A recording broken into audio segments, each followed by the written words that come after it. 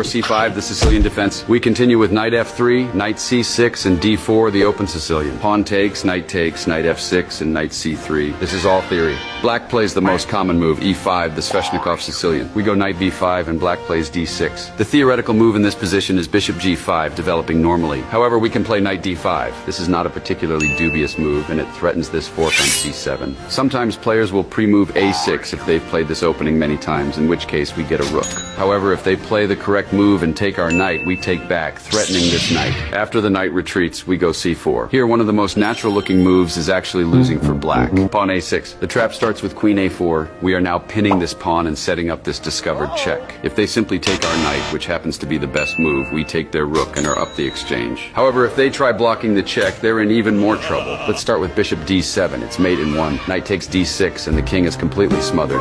If black tries instead to block with the queen, we still go knight takes d6. Black's only legal move is to slide the king over to d8. Now we take on f7 with check. After the king moves again, we trade queens and pick up the hanging rook. And that's how you can win against the Sicilian defense.